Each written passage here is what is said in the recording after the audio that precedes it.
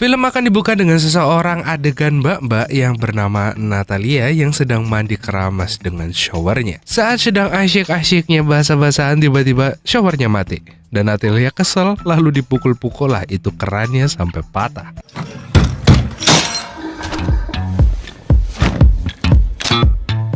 Natalia lalu berpakaian dan pergi ke lantai bawah asramanya yang ternyata sebuah klub diskotik. Dengan santai Natalia mengambil minuman di kulkas lalu didatangi oleh mas-mas yang mau nyepik dia. Mas-mas ini pun berusaha keras tapi Natalia hanya bersikap dingin. Natalia pun kembali ke kamarnya. Di kamarnya, ia kembali bereksperimen dengan aplikasinya yang bertujuan menganalisis pola tidur seseorang. Dia pun memasang semua berupa kabel-kabel itu ke tubuhnya lalu bersiap untuk tidur. Sayang, ketenangannya terganggu gara-gara keseruan tetangga kamar yang sedang celup-celup manja. Pagi harinya saat di toilet kampus, Natalia berbicara pada dirinya sendiri di depan cermin. Dan malulah dia ketika tiba-tiba seorang bapak-bapak keluar dari salah satu toilet. Dengan penuh percaya diri, Natalia mendamprasi bapak-bapak kalau itu adalah toilet perempuan. On this door there's a circle. Bapaknya malah melongos dan bodoh amat. Berlanjut ke Akula kampus, Pak Dekan sedang pidato di atas podium. Diumumkan kalau ada dosen yang baru saja membantu tesis para mahasiswanya. Karena salah satu tesis terbaik akan dikirimkan ke kompetisi Kementerian Nasional. Dosen itu bernama Dr. Kriniki, yang ternyata adalah bapak-bapak yang salah toilet tadi. Natalia pun jadi awkward sendiri melihatnya. Pak dosen memberi kesempatan pada mahasiswanya itu untuk menunjukkan progres tesisnya. Natalia pun langsung mengajukan diri. Di hadapan teman-temannya, dia mempresentasikan garapannya. Penelitiannya berkait dengan aktivitas tidur manusia. Natalia menjelaskan lengkap dengan alat-alatnya. Akan tetapi, penelitiannya tampak bosenni dan Natalia sendiri tampak belum siap. A look at the readings of the sensors. Better sleep. A higher quality sleep regenerate our bodies better than 10. Melihat situasi ini, Pak dosen segera mengambil alih dan memberikan kesempatan mahasiswa lain untuk presentasi. Rafal, saingannya Natalia pun mengajukan diri. Dia membuat sebuah gel rambut yang bisa berganti warna lewat aplikasi HP. Pak dosen pun terkesan dan termasuk saya. Working on an ionized hair gel that can change color. You've got my full attention. Come here. Selesai kelas, Natalia menemui dosen. Natalia merasa tesisnya paling layak untuk diajukan ke kompetisi. Dan Pak dosen mengatakan dirinya harus bijak memilih satu tesis brilian dan terbaik, supaya harus bisa menang untuk kompetisi. Kalau tidak, Pak dosen akan dipecat. Natalia masih belum bisa menerima. Pak dosen sekali lagi menegaskan dia memerlukan proyek yang bisa memenuhi kebutuhan orang-orang. Natalia menanyakan solusi kepada Pak dosen tersebut. Tapi Pak dosen juga nggak tahu. Pak dosen malah menyarankan Natalia untuk bergabung dengan tim lain. Natalia pun langsung marah dan putus asa dengan proyek yang ia kerjakan selama 3 tahun itu.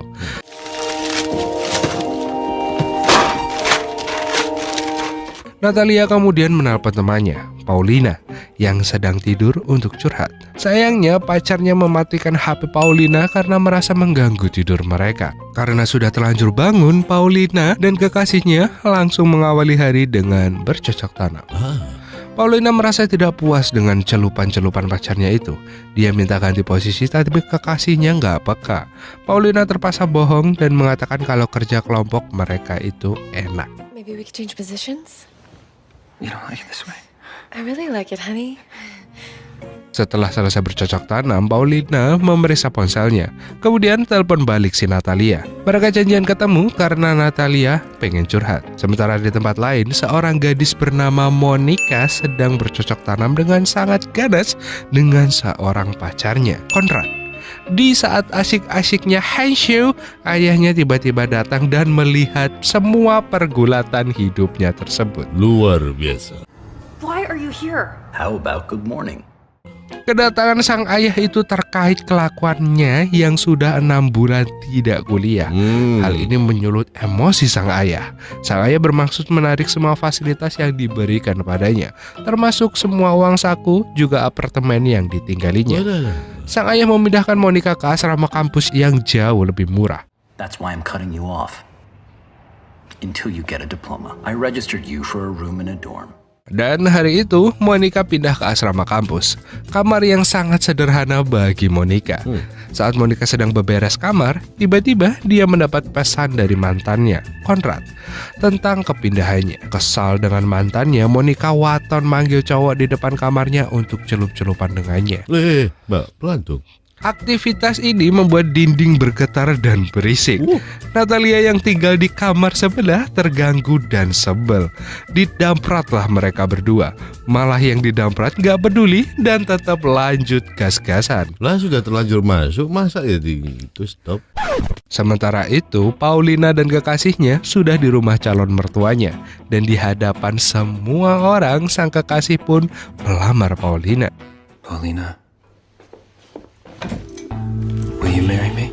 Paulina pun masih bimbang. Belum juga jawab, orang-orang udah heboh duluan. Ya udah deh, akhirnya mereka tunangan malam itu. Anjing ngomong ini kok. Pagi harinya sang kekasih ngajak bercocok tanam lagi. Tanpa ragu-ragu langsung nyosor aja. Sayangnya masih aja Paulina gak puas dengan garapan pacarnya tersebut. Mas. Di kampus saat sedang berlangsung perkuliahan, Monica datang terlambat. Ibu dosen yang baru ngajar memeriksa daftar mahasiswinya. Ternyata Monica tidak ada di daftarnya. Monica disuruh pergi saat itu juga. I am. Name, please? Monica Noviska. You're not on my list yet. I have to ask you to leave. Dan di saat bersamaan, Natalia mendekati Rafathar bermaksud mengajak bergabung dalam satu tim. Rafal senang sekali dan merasa kegeeran. Natalia lalu mengajak bertemu di kamarnya. Kita beralih ke Monica yang sedang menemui Pak Dekan karena namanya tidak terdaftar di absen kuliah. Dan jalan tengahnya, Pak Dekan membuat kesepakatan dengan Monica. Monica lalu keluar dengan wajah kesal. Conrad datang dan masih aja ngejar-ngejar Monica.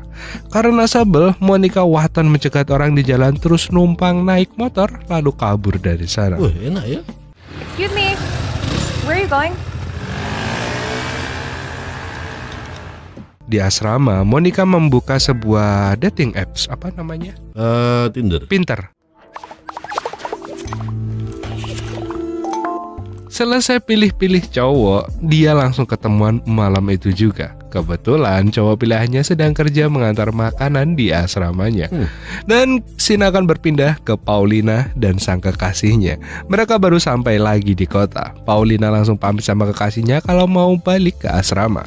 Dan kembali ke asrama, tampak Rafal sedang siap-siap mau ketemuan sama Natalie. Rafal sudah berekspektasi malam itu akan berakhir dengan agrikultur bercocok tanam dengan Natalia. Padahal di kamarnya Natalia sedang sibuk riset tentang gel. Lagi-lagi dindingnya bergetar.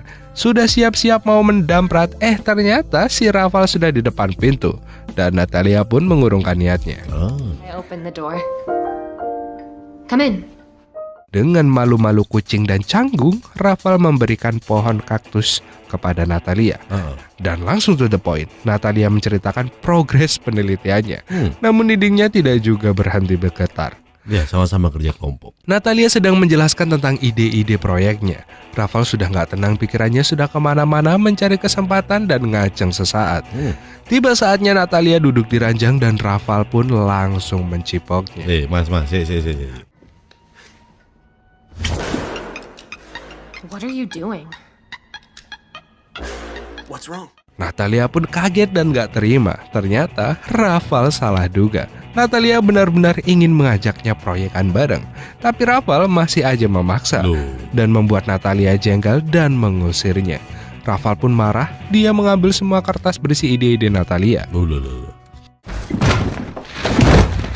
Di saat bersamaan, ketika hendak keluar, Paulina dari luar membuka pintu dan terbenturlah si Rafal sampai pingsan. Mampus. Di kamar sebelah, Monica yang sedang asyik dengan cowok randomnya itu tiba-tiba didatangi mantannya. Monica pun bodo amat dan tetap lanjut gas-gasan. Kembali ke Natalia dan Paulina. Kesal sekali dengan si Rafael, Natalia menampar Rafael keras sekali sampai Rafael bangun dan pergi begitu saja dari kamarnya. Tampar sampai kembali arwahnya.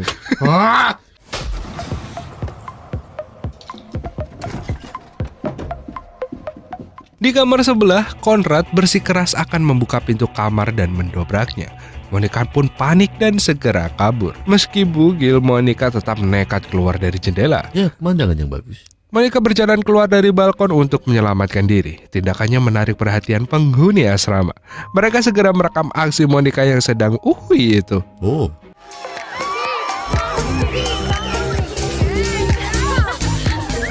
Dan sampailah dia di kamar Natalia.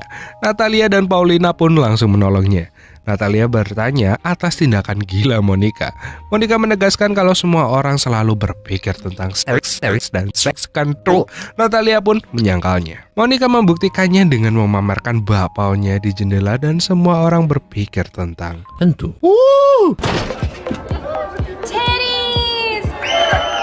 Setelah Monica pergi, Paulina mengabarkan kepada sahabatnya itu kalau dirinya sudah dilamar. Takut dicurigai sama kekasihnya, Paulina pun pamit pulang. Assalamualaikum. Dia menegaskan kalau semua orang selalu memikirkan tentang bercocok tanam. Pada saat inilah Natalia mendapatkan ide untuk proyek tesisnya yang kemudian mantap ingin menggarap soal dunia percocok tanaman dan episode pun berakhir.